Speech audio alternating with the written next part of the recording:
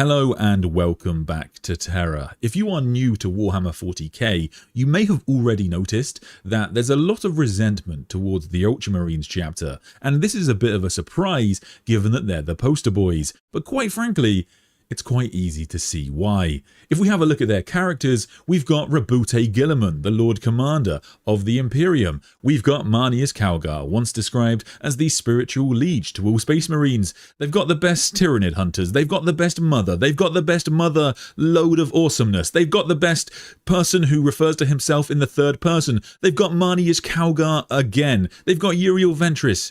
Actually, he's fine. However, the Ultramarines do have more successor chapters than all other first founding chapters put together. They've got the biggest snitch, and of course, they've got Marneus Calgar's bodyguard, with probably the biggest banner in the setting. The Ultramarines are the ultimate tacticians and strategists within the setting, but they're not good at everything right. Like, it's not like they have the best psyker in the Imperium.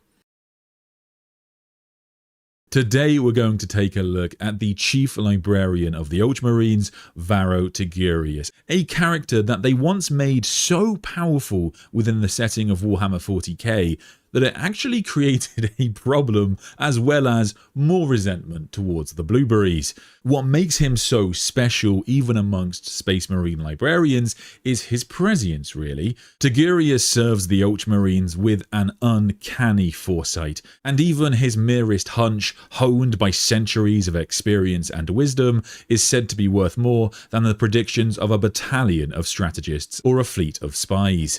Many times, the Chief Librarian's foretelling of impending incursions upon Ultramar have allowed the Lord Macragge, Marneus Calgar, to counter them before they had truly begun.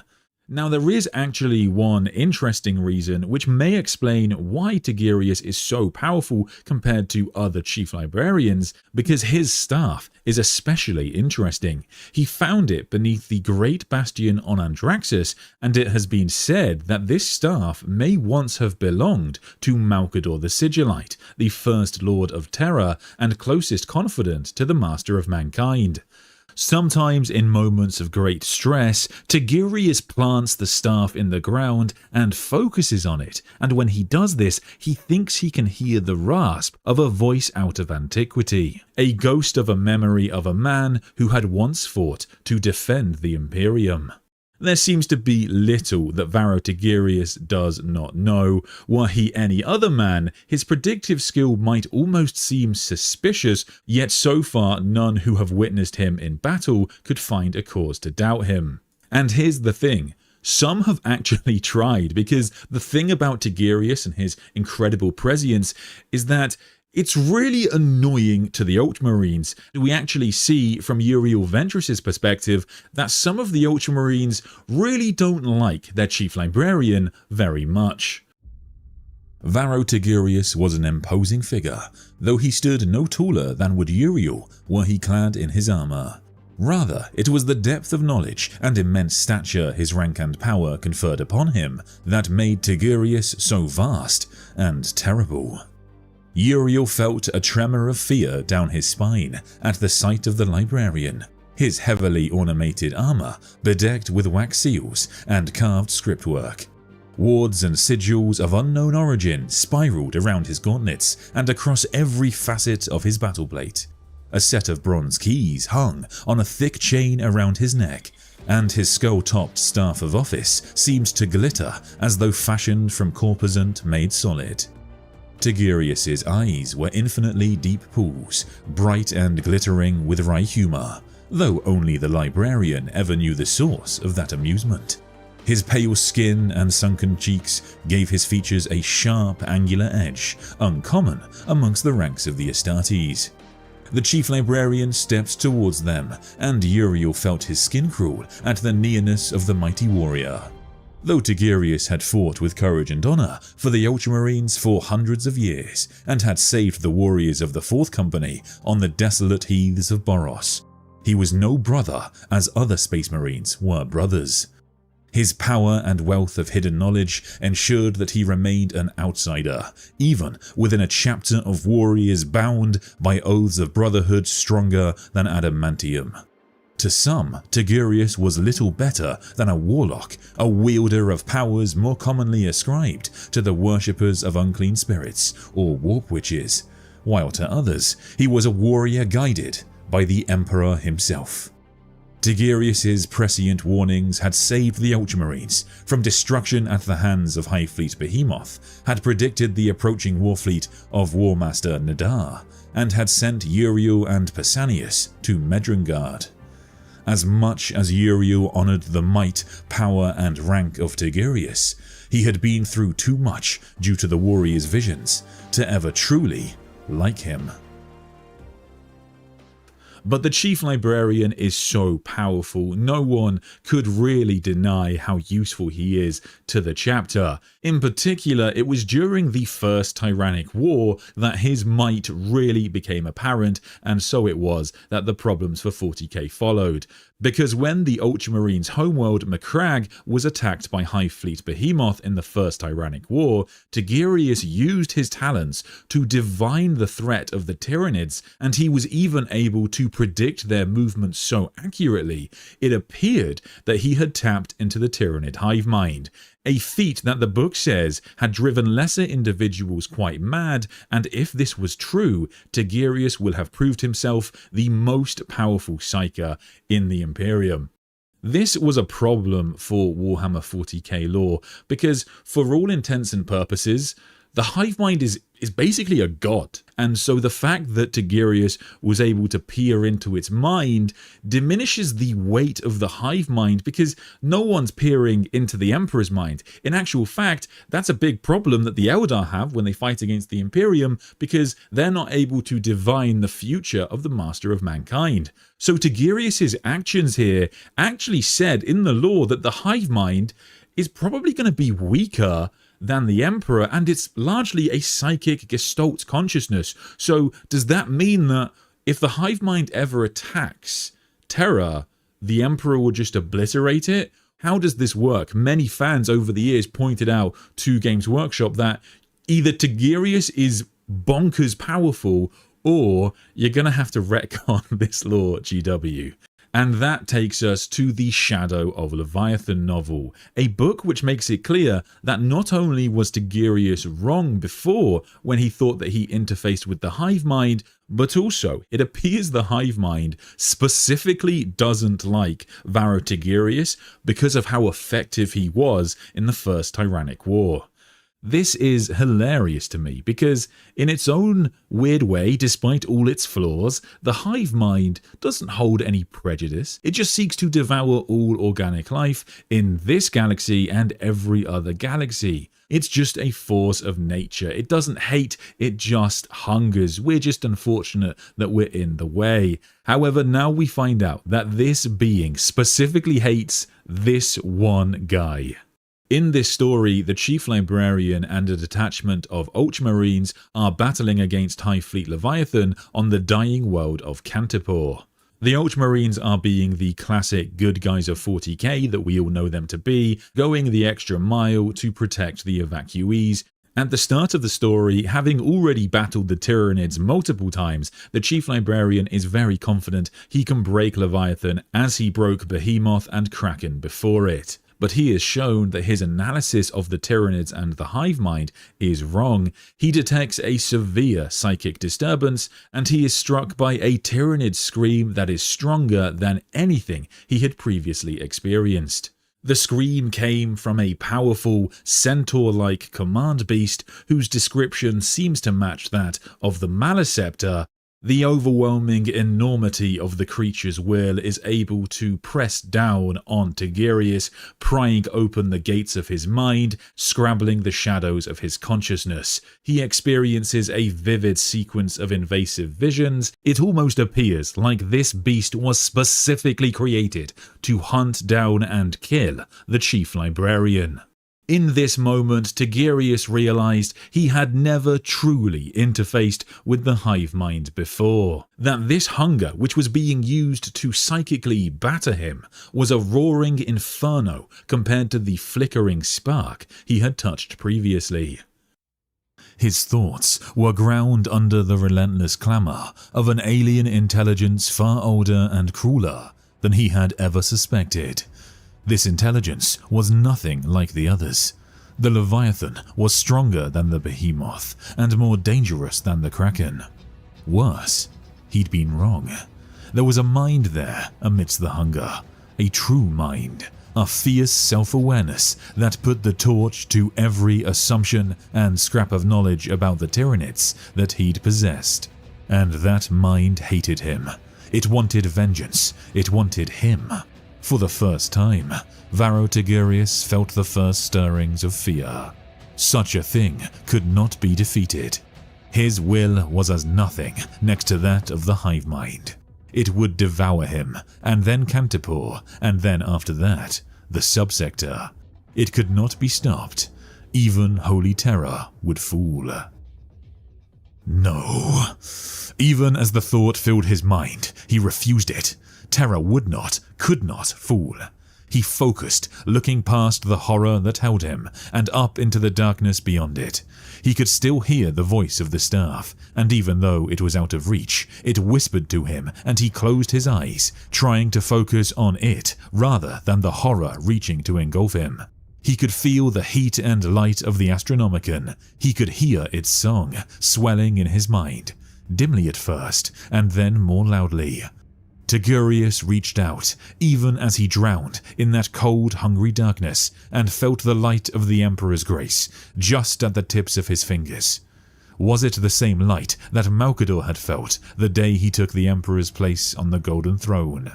Had the Sigillite felt the light of the Astronomicon on him the day he'd sacrificed his life for the good of the Imperium? The whispers grew in strength, filling his mind, driving out doubt and hesitation. Malkador had died for the Imperium. Could he do any less? He grabbed hold of the light with all his strength and sent it pulsing outward against the dark.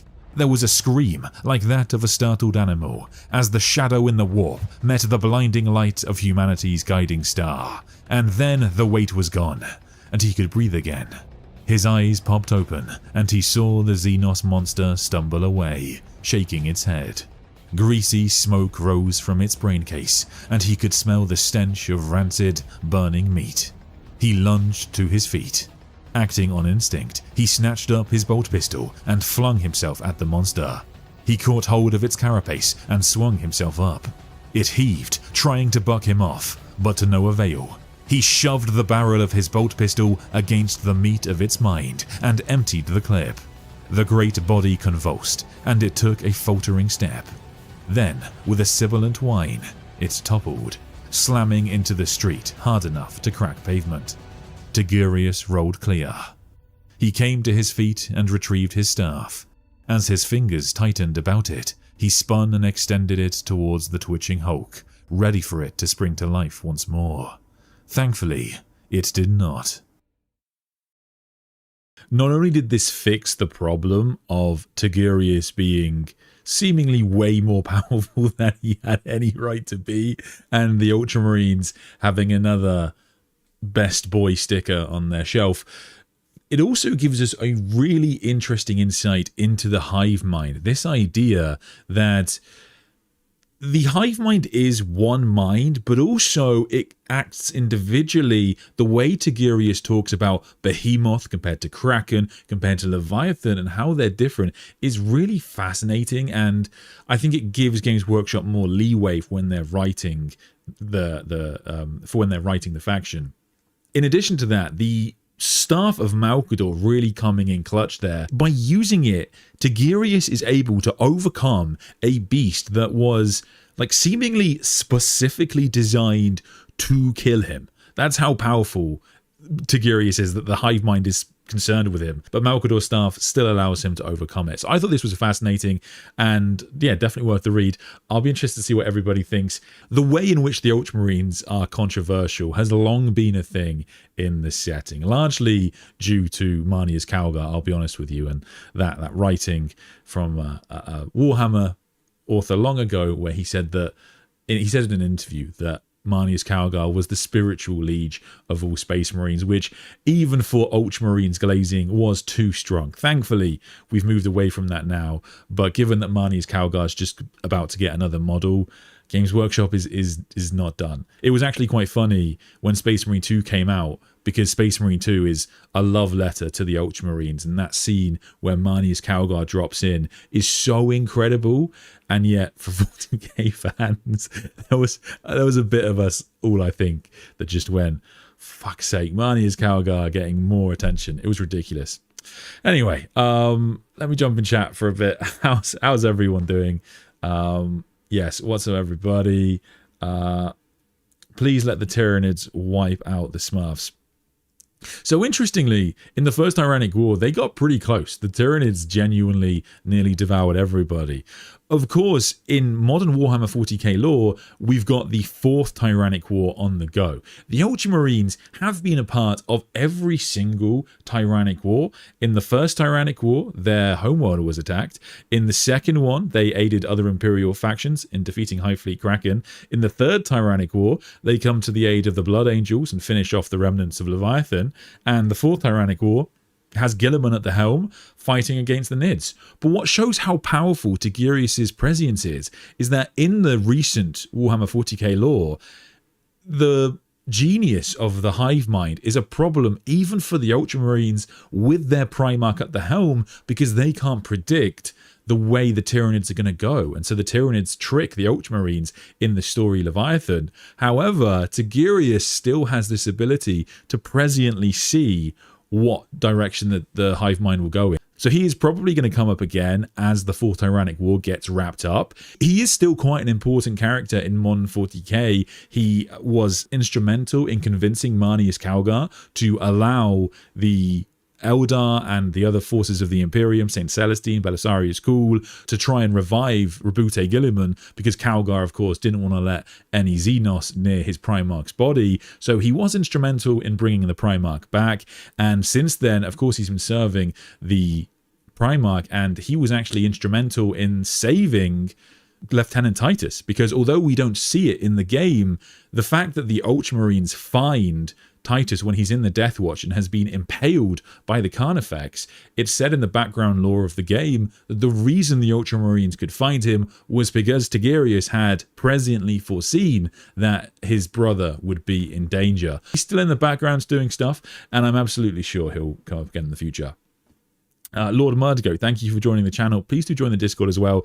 The Discord live is now active if anybody wants to call in as well, in addition to that.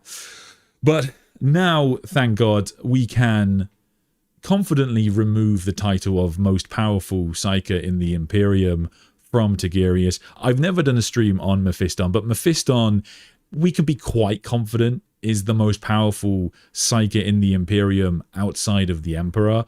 And so I think not many people are going to fight you or fight me on that opinion. I'll definitely do a video on Tigurius' most ridiculous feats, but in short, he can just kind of stop time, take out entire armies by himself. He will basically be the death of the Blood Angels, and in addition to that, he wipes out like thousands of Tyranids at once with Psychic Blast. So he's pretty comfortably the most powerful librarian. However, Tigurius is still a force to be reckoned with, and he's got a little niche in his prescient abilities, I guess.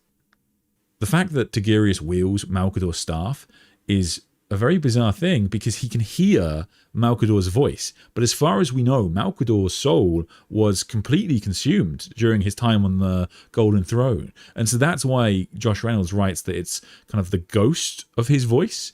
It's not like Malcador is in the warp trying to help him out. It's more that like some of Malcador's power, the residue of it lives within the staff, and that makes sense in terms of if we look at someone far more powerful like the Emperor is able to literally create weapons from his psychic lightning, which others can use, which is what Fulgurite weapons are in Warhammer 40k. So maybe this is just kind of like a similar idea in that some of Malcador's power, like a residue of it, exists within his staff, and that's what Tigurius is able to utilize. The thing about the Tyranids is that Tigurius should be not a particularly effective weapon against them, because one of the Tyranids' main things in their campaigns that comes up so often in the stories is the shadow in the warp. This idea that they can kind of block off connection and cloud out the psychic might of sorcerers and psychers. So the fact that Tigurius is still able to sort of use his power and like even through the shadow of the warp, look ahead and foresee the actions of the Tyranids, he's really countering one of the main strengths of the hive mind. Do you think Alpha Primus could become stronger than Mephiston? Definitely. Given that Alpha Primus, when you first read about the character, you assume he's just some sort of like crazy experiment of cools and going to be of minimal consequence. The thing for me that changed that point of view was the fact that in the story, the Emperor directly intervenes to save Alpha Primus from the Chaos Gods. The Emperor saving him for a purpose. There was one other thing about Tigurius that I did want to mention, because he is in the Dark Imperium series. He hasn't got a massive amount of prominence, however, but he does come up in one main way, which is he does fight Rotigus, who is one of the most famous of the Great Unclean Ones, and he fights him in a library, the Library of Ptolemy on Macrack. And even though he is able to defeat Rotigus, Rotigus does still like win the day, because what Rotigus does is he delivers a novel on the reign of the Emperor Sanguinius to a remembrancer called Fabian. And so Fabian has discovered in that book, during the Horus Heresy, Guilliman actually started his own little empire with Sanguinius at the helm, with Lionel Johnson in it. And in Warhammer 40K, we have Guilliman as the Lord Commander of the Imperium, the son of Sanguinius, Dante, the Lord of Imperium Nihilus, and Lionel Johnson, once again, sort of in the role of Imperial Protector. There's absolutely going to be an accusation of heresy against Guilliman in the near future. However, maybe Tigurius is going to be able to inform his father about this, and they can nip the inevitable accusation in the bud before it properly sprouts into a civil war. Everybody in the heresy is accusing Guilliman of trying to be a mini emperor, and now it's going to be revealed that actually he did make a mini empire. So it's a complete heresy, and something Guilliman is massively ashamed of course. So yeah, I guess we'll see in the near future. But Tigurius' lore has now been fixed. It is really great to see that he is no longer more powerful than maybe the Emperor, or at least a gods within Warhammer 40k. However, he's not something to be sniffed at. He was still able to defeat the beast with the Staff of Malkador, a beast that was specifically designed to kill him, it seems. So yeah, definitely not one to blink at. Whether he is the most powerful Psyker in the Space Marines, I think is unlikely. I do think that Caldor Drago, Mephiston, Alpha Primus are going to be above him, but he will always remain Ultramarines Gandalf, as people are saying in chat. That is it for today's live stream. If you enjoyed this kind of live stream, please do subscribe to the channel, like the stream, hype the stream, I think is the thing you can do now. And if you really liked it, you can support the channel by clicking the join button on the page below, help me get more content out, and in addition, get access to members content and join the Discord as well. But thank you so much for watching. I hope you enjoyed the stream. Let me know what you think about the story, and I'll see you next time.